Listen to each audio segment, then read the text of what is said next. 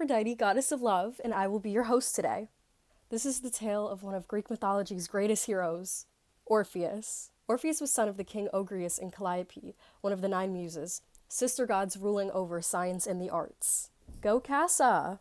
Orpheus was known for his musical abilities, which he inherited from his mother. Some say Orpheus was favored by the god Apollo, and Apollo gave him his first lyre.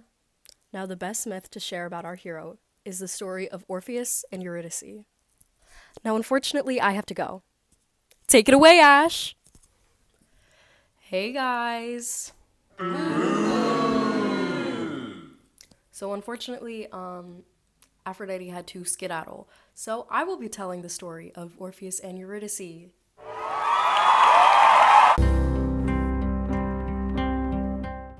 Okay, so, once upon a time, there were these two young lovers, right? Orpheus and Eurydice. As you already know, Orpheus, son of a muse, and was also blessed by Apollo, who gave him his very first lyre. Very musically talented. Anyway, so basically they're getting married, right? Everything is going pretty well, okay? But all of a sudden, disaster strikes. Eurydice gets bit in the ankle by a viper, and she dies. Orpheus is just so overcome with all of this grief and sorrow that when he plays music about it, it makes nature weep. So Orpheus is like, well, I have to get her back. I'm going to get her back. So that's what he does. Into the underworld. World. So Orpheus travels into the underworld. When he gets to the gates of hell, he is met with Cerberus, the 3-headed dog. He starts playing his music to Cerberus, who then lays down and falls asleep. When Orpheus is met with the ruler of the underworld, Hades, and Persephone, Orpheus sang out his songs of his deep love and his grief, and just all of his love for Eurydice, his wife. His songs were so sad that they made Hades, king of the dead, weep. King of shadows, king of shades, Hades was king of the underworld. Now Hades and Persephone, obviously feeling very bad for Orpheus, are like, maybe we should let him have his wife back. But Hades, he's not going to let Orpheus go that easily. So he gives Orpheus a task. He must walk back to Earth with Eurydice behind him, and he cannot turn back to see if she's still following. Now, everything's going pretty all right. You know, they're walking. Orpheus hasn't looked back yet, but he's going a little insane. He is just so filled with worry. What if this is a trick? What if he's just setting me up to go back to Earth without her, right? But Orpheus, he just stays. Okay, he just locks in, right? And he just keeps walking. Now, we're nearing the end of the path, right? Okay. So, just as Orpheus steps out into the light of day, he immediately turns behind because he is so overjoyed at the thought of seeing Eurydice again. But,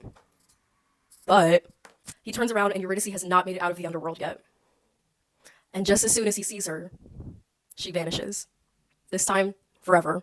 Now, after losing his one true love for a second time, and this time for good, Orpheus decides he's never going to date anyone ever again. A couple of nymphs that follow Dionysus, they're not too pleased about this. They're like, well, you're just gonna stop dating? Really? So, in a drunken frenzy, they rip him apart. They tear Orpheus apart. Yeah. You didn't think it could get worse? They literally ripped him to shreds. All because he wouldn't let them tap that. It's not a complete tragedy. Orpheus is reunited with Eurydice in the underworld.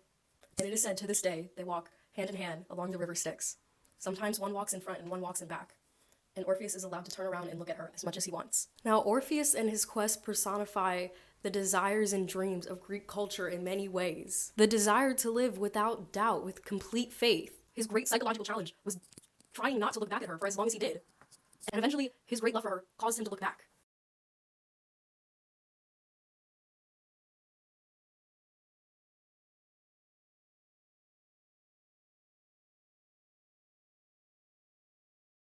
Now, to further show his psychological challenges on his quest, I will be showing an excerpt from Hades' Sound. I know. Yeah. Oh! Why did Orpheus turn around? He wasn't dumb. He wasn't foolish. He loved her!